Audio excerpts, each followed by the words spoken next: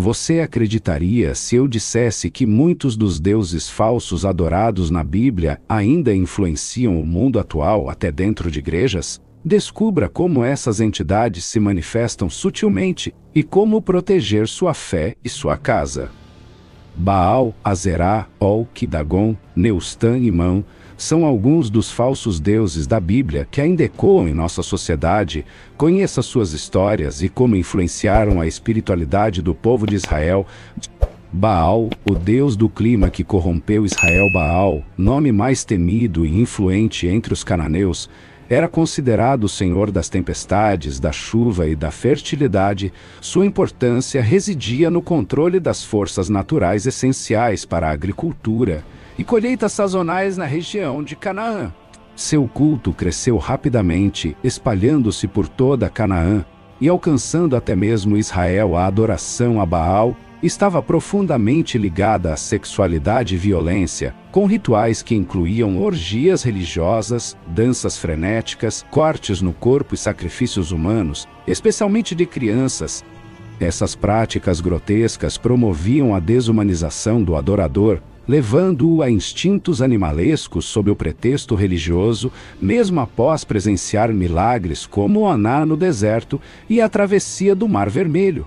Os israelitas cederam à tentação das religiões pagãs vizinhas. A influência de Baal minava a fidelidade de Israel ao Deus verdadeiro, tornando-o um dos maiores rivais divinos.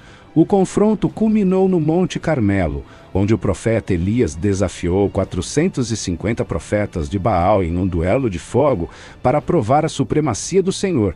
Após horas de tentativas fracassadas dos profetas de Baal, uma simples oração de Elias fez o fogo divino consumir o altar diante de todos, demonstrando que somente o Senhor é Deus. Esse episódio não apenas foi um espetáculo público, mas uma repreensão à idolatria e uma afirmação da soberania divina sobre Baal. Azerá, a deusa da sensualidade travestida de espiritualidade. Azerá era reverenciada como a deusa-mãe da fertilidade, do sexo e da natureza pelos povos cananeus. Sua imagem era associada à força vital feminina, e ela era considerada a esposa do Deus Supremo da mitologia cananeia. Os locais de adoração dedicados a Azerá eram chamados de bosques sagrados ou postes sagrados, erguidos em montes, colinas e sob árvores frondosas. Apesar da aparência pacífica desses locais, os rituais realizados ali eram tudo menos santos. As práticas incluíam prostituição cultual, atos sexuais com sacerdotisas e festas marcadas pela sensualidade e desregramento.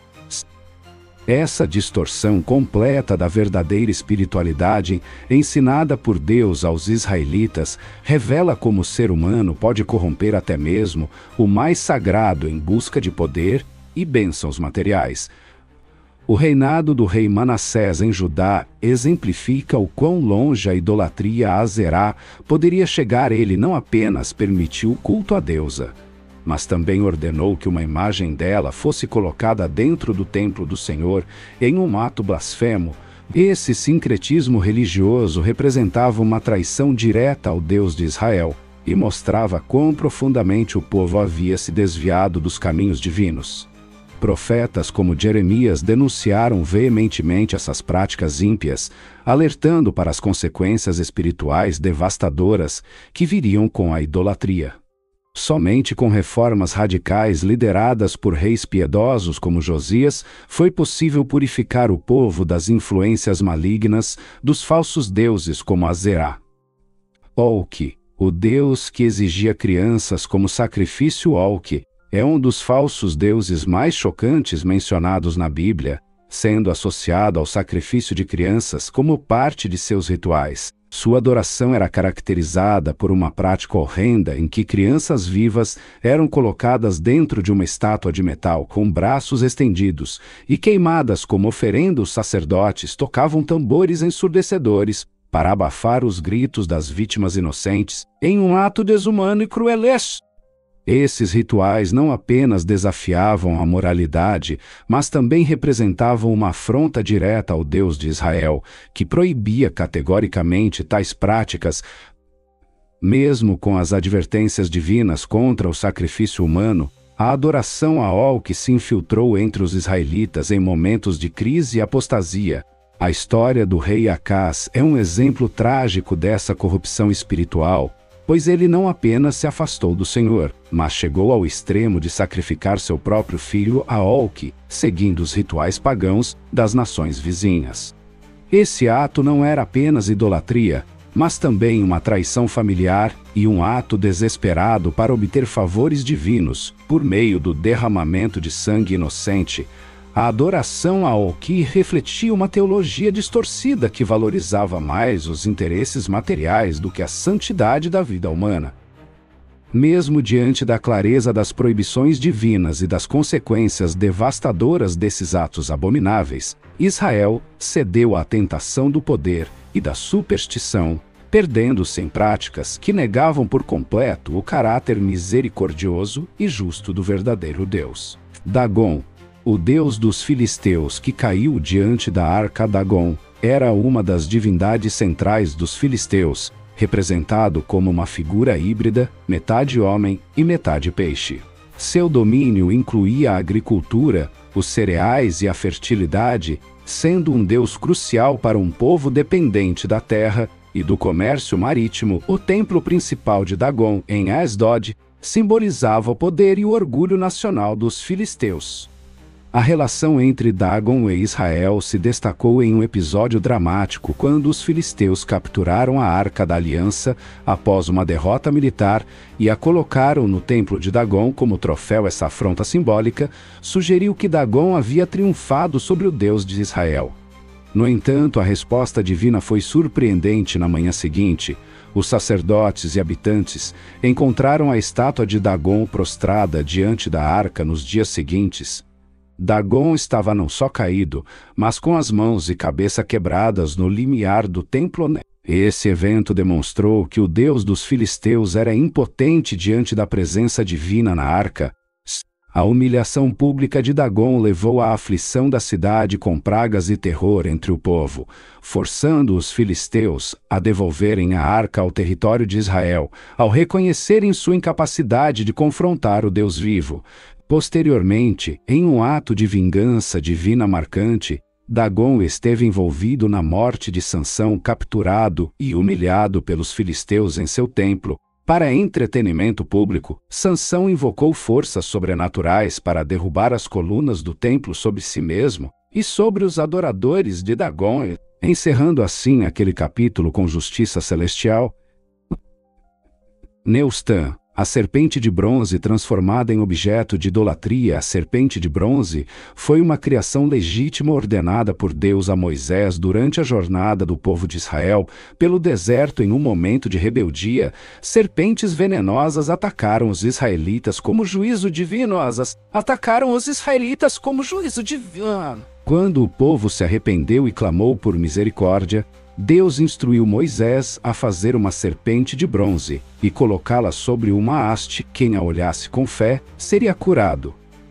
Esse episódio marcante mostrou que, mesmo em meio ao castigo, havia provisão de salvação, desde que o povo olhasse para aquilo que Deus havia estabelecido por séculos. A serpente foi guardada como símbolo da graça e da intervenção divina. Ela apontava para a obediência, para a cura pela fé e para a misericórdia em tempos de julgamento. Mas o que começou como um sinal de redenção aos poucos se transformou em superstição. O povo passou a queimar incenso diante da serpente, tratando-a como um amuleto de poder, esquecendo-se completamente do Deus que havia ordenado sua criação. Aquilo que deveria apontar para o Senhor virou um fim em si mesmo. Essa degeneração espiritual revela como até algo que teve origem santa pode ser pervertido pela idolatria do coração humano. O símbolo, desprovido de seu propósito original, virou um ídolo, substituindo a relação com Deus por rituais vazios e supersticiosos. O Deus invisível que governa corações com promessas de poder, não é representado por uma estátua, templo ou figura mitológica, mas sim personifica a riqueza elevada à condição de Senhor. Em Mateus 624, Jesus alerta que ninguém pode servir a dois senhores, destacando a incompatibilidade entre servir a Deus e a Mamon. Diferentemente de Moloque, que exigia sacrifícios visíveis, ou de Baal com seus rituais sensuais, Mamon atua no campo das decisões e prioridades humanas, prometendo segurança, poder, independência e status. Sua sedução é sutil, não exige sacrifícios e sangue visíveis, mas busca a alma do indivíduo. Quando o dinheiro se torna o filtro para todas as escolhas da vida, carreira, relacionamentos e até fé, Mamon já está dominando o coração. O problema não reside na posse de dinheiro em si, mas sim na escravidão que ele pode impor. Mamon ilude fazendo crer que se está no controle da própria vida, quando na verdade escraviza a idolatria. A Mamon se manifesta quando a busca por riquezas molda o caráter das pessoas, quando a fé é usada como meio para a prosperidade e quando a generosidade é substituída por barganha materialista. Jesus denunciou essa idolatria severamente por meio de parábolas que alertavam sobre os perigos da avareza e do acúmulo desmedido de tesouros terrenos. Mamã, a deusa dos mares e das tempestades que desafiou os marinheiros. Mamã era cultuada como a divindade suprema das águas, governando os mares agitados e as tempestades avassaladoras para os povos antigos. Sua ira podia trazer prosperidade ou destruição dependendo da forma como era adorada. Seus templos eram erguidos próximos aos portos e vilas costeiras, onde os marinheiros buscavam sua proteção antes de se aventurarem em alto mar. Os rituais em honra a Mamã envolviam oferendas de peixes e frutos do mar, cânticos para acalmar as ondas e danças para apaziguar seu poderio. Contudo, a devoção à Mamã também tinha seu lado sombrio. Em momentos de fúria da natureza, exigia sacrifícios humanos para acalmar sua cólera. A história dos marinheiros que desafiaram Mamã ao se recusarem a oferecer vidas em sacrifício revela o embate entre a fé na divindade e o instinto de sobrevivência. A coragem desses homens em confiar na providência divina, mesmo diante das adversidades, marcou uma reviravolta nos ventos e nas marés, mostrando que há forças maiores do que as tempestades mais furiosas. Quemos, o deus de Moabe que levou o povo à corrupção. Quemos era o deus supremo dos Moabitas, povo vizinho de Israel, e era associado à guerra e à destruição. Os Moabitas acreditavam que sua proteção militar e prosperidade nacional dependiam dos sacrifícios prestados a ele. A idolatria a Quemos se destacou por envolver práticas abomináveis, como o sacrifício de seres humanos, especialmente crianças, oferecidas em holocaustos. O culto a esse falso deus também incluía rituais violentos e imorais que corrompiam o caráter do povo. A Bíblia relata que até mesmo reis de Israel e Judá cederam à influência de Quemos. Salomão, no auge de sua decadência espiritual, chegou a construir um altar para esse deus no monte diante de Jerusalém, cedendo à pressão de suas esposas estrangeiras. Essa concessão foi um dos motivos pelos quais o Senhor levantou adversários contra o reinado de Salomão. Como forma de disciplina, o profeta Jeremias também denunciou o culto a Quemos, declarando juízo sobre Moabe por causa da confiança em seu Deus falso.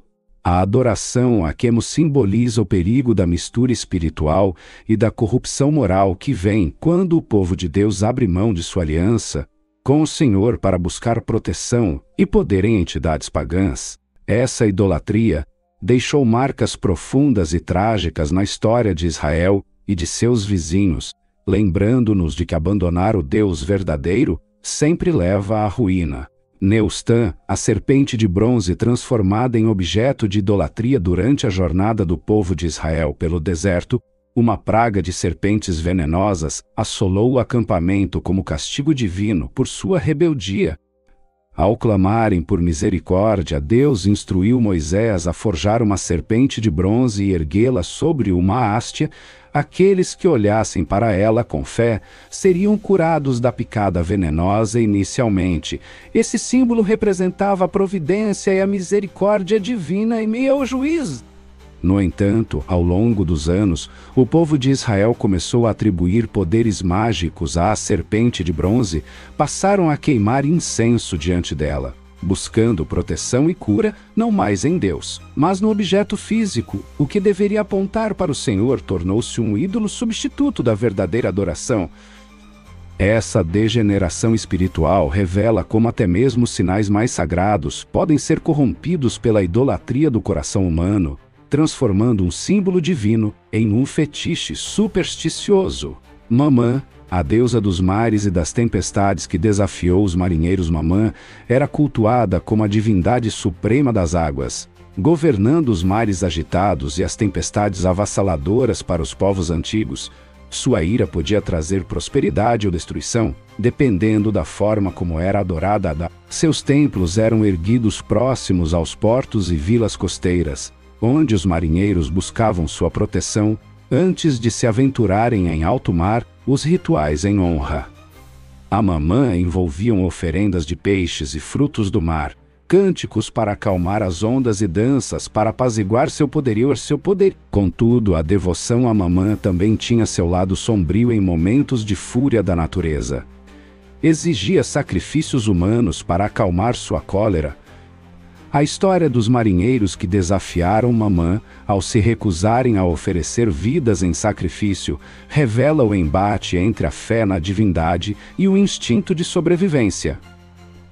A coragem desses homens em confiar na providência divina, mesmo diante das adversidades, marcou uma reviravolta nos ventos e nas marés, mostrando que há forças maiores do que as tempestades mais furiosas.